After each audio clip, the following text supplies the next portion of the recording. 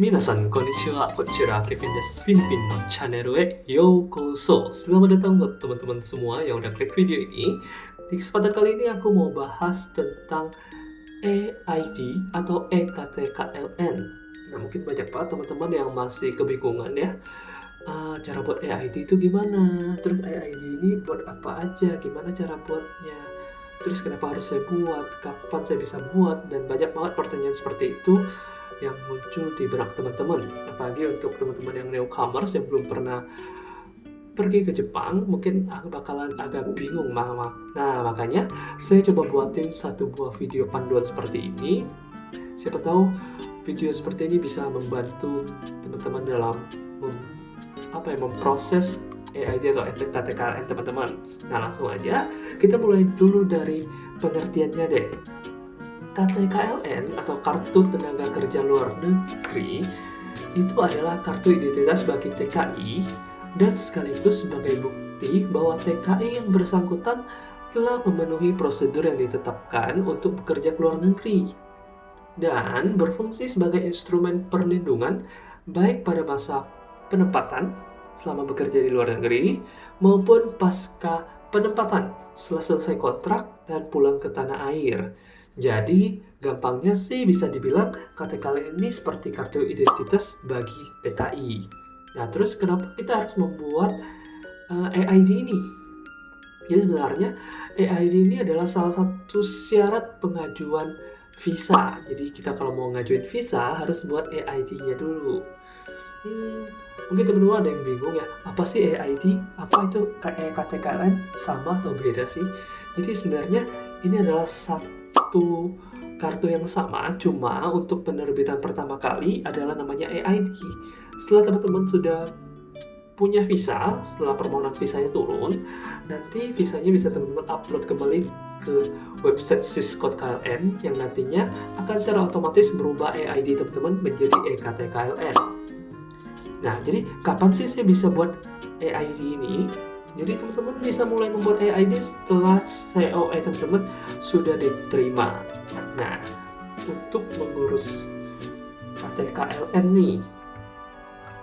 Oke, untuk mengurus KTKLN ya, ada beberapa tahap yang perlu teman-teman lalui. Ya, saya mulai dengan teman-teman buka website Syscode KLN-nya. Ya, kemudian teman-teman bisa lihat di pojok kiri, nggak pojok sih, di bagian sisi kirinya, di situ ada pilihan yang specific skill worker atau Tokutegino. Nah, teman-teman silakan pencet yang daftar sekarang. Nanti teman-teman harus menyiapkan berkasnya. Nah, di situ nanti akan ditampilkan ada beberapa berkas yang perlu teman-teman persiapkan. Nah, saya kasih lihat di sini. Ada 7 macam berkas yang teman-teman harus persiapkan sebelum mengurus EID ini. Yang pertama ada perjanjian kerja, kemudian ada COE, sertifikat vaksin, surat pernyataan, surat keterangan sehat, surat izin orang tua, wali atau istri, dan juga paspor. Nah, ketika teman-teman sudah melengkapi semua berkas ini, selanjutnya adalah teman-teman isi form yang ada di website tersebut. Nah, ketika teman-teman sudah masuk ke situs Syscode KLN-nya, selanjutnya teman-teman harus mengisi form yang sudah disediakan di sini. Nah, saya bantuin teman-teman untuk jelasin satu persatu ya. Sebenarnya ini hanya informasi-informasi dasar aja seperti nama lengkap teman-teman. Ya, saya coba isi ya. Seperti ini. Kemudian ada nomor KTP, ini disesuaikan dengan KTP kalian masing-masing. Kemudian nama ibu, ya, nama ayah. Kemudian di sini teman-teman pilih jenis kelamin. Kemudian tempat tanggal lahirnya. Ini misal contoh aja teman-teman ya.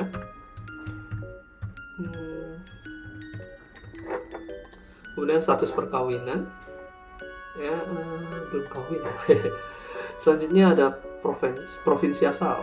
Ya, misalnya provinsi asal saya di mana ya? Di Jawa DKI Jakarta nih. Kemudian Jakarta Pusat. Jabatannya kita pilih Tanah Abang. Kemudian ada kelurahannya. Kelurahannya ya terserah sih teman-teman ya, sesuaikan dengan alamat teman-teman aja. Nah, kemudian di sini isi alamatnya. Oke. Kemudian untuk orang tua, ya kalau orang tuanya satu rumah ya disamain aja. Oke.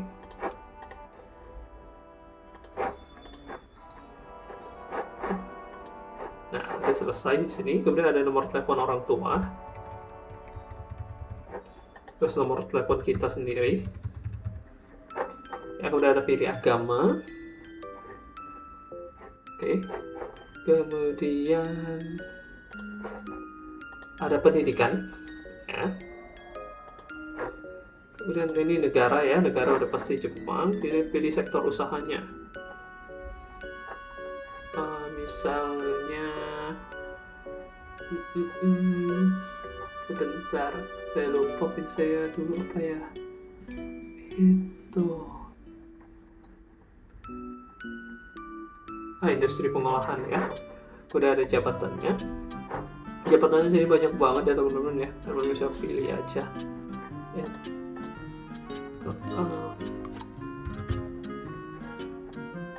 Misalnya factory worker ya, pekerja pabrik. Kemudian masukkan gajinya.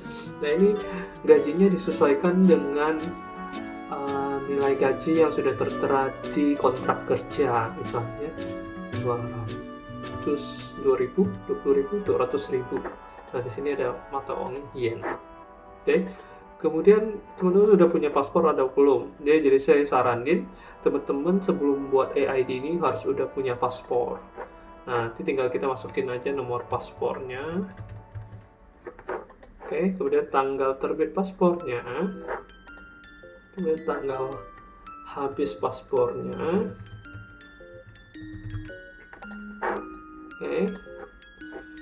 Nah, untuk nomor perjanjian kerja ini, teman-teman bisa pakai nomor yang tertera di COE. Seperti video saya sebelumnya, untuk saya udah jelasin mengenai COE, teman-teman bisa tonton aja, linknya ada di pojok kanan atas ini. Di situ saya udah jelasin bahwa nomor COE ini bisa ditaruh di sini ya, di nomor perjanjian kerja ini. Oke, kemudian ada tanggal perjanjian kerjanya, itu disesuaikan dengan kontrak kerja. Ya, misalnya ini seperti ini. Contoh, dan kemudian ada nama perusahaan, teman-teman juga bisa lihat nama perusahaan itu di kontrak kerja itu, detail perusahaan itu lengkap ya. Misalnya nih nama perusahaannya Japan PC. Nah, alamat perusahaannya itu juga disesuaikan ya.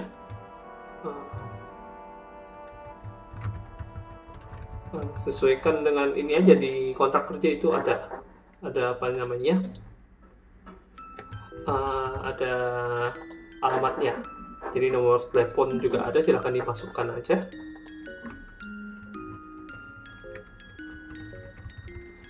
Oke. Kemudian nomor fax perusahaan, kalau ada silahkan masukin, kalau nggak ada ya tak usah. Kemudian untuk ini,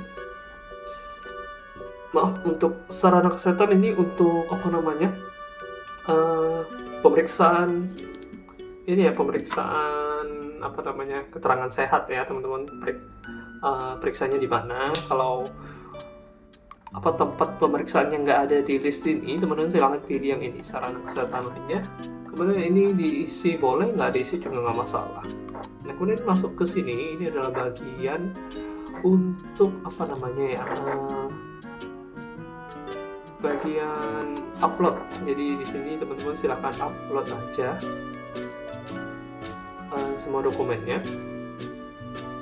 Dokumen yang pertama ada perjanjian kerja, kemudian ada COE-nya, ada sertifikat vaksin, ada surat izin, ada surat pernyataan, surat keterangan sehat, dan paspor. Ketika sudah di-upload semua filenya, oh ya, perlu teman-teman perhatikan dulu, ada beberapa file yang harus di-upload dalam bentuk ekstensinya PDF, ada juga yang harus di-upload dalam bentuk ekstensi JPG atau image ya, teman-teman harus perhatikan itu.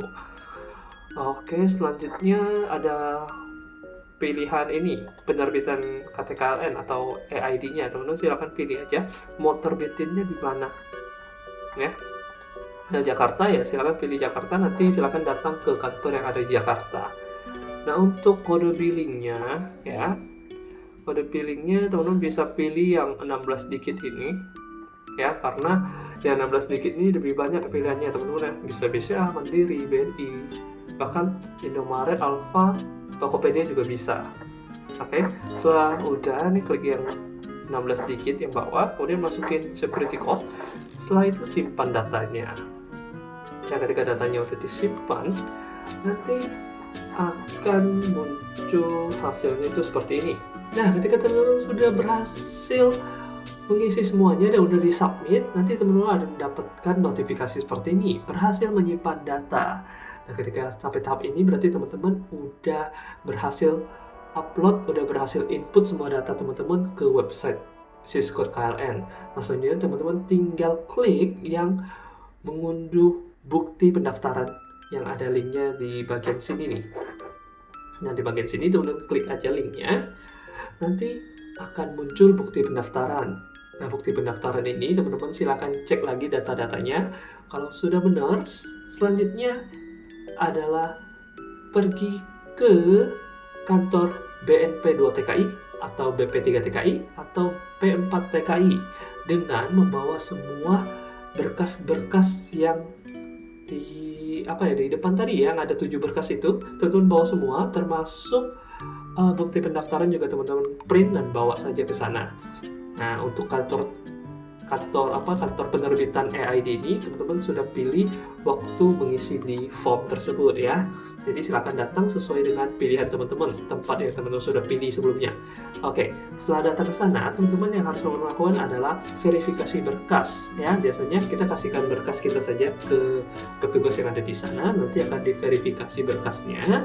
Ketika verifikasi selesai, nanti kita akan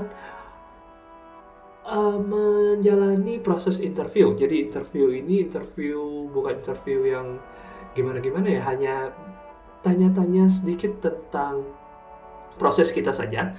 Misalnya pertanyaan teman-teman masuk LPK atau enggak, kemudian dapat jobnya dari mana ya, kemudian ada biaya tambahan enggak dari LPK atau biaya tambahan dari yang lain-lain gitu. Pokoknya ditanya-tanya seputar pengurusan job kita aja. Jadi kalau udah selesai interview, nanti kita bakalan langsung diarahkan untuk pembayaran BPJS Ketenagakerjaan tersebut. Nah, untuk kode billingnya itu udah ada di bukti pendaftaran ya. Teman-teman sudah print bukti pendaftarannya, itu di bagian bawah ada kode billingnya. Teman-teman bisa gunakan itu untuk pembayaran BPJS tersebut. Nah, selanjutnya ketika teman-teman sudah bayar BPJS-nya, nanti kita akan dipanggil kembali untuk melakukan foto dan rekam sidik jari.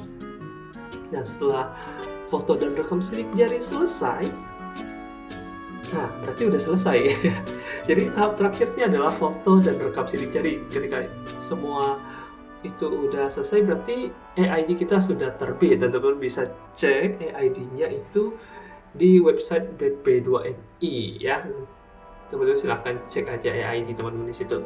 Nah, ternyata ini kan masih baru EID, belum sampai eKTKLN.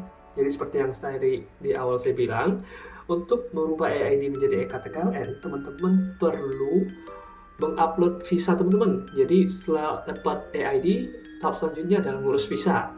Jadi setelah ngurus visa udah dapat, kita upload kembali ke Syscode KLN-nya dan otomatis akan mengubah EID menjadi eKTKLN.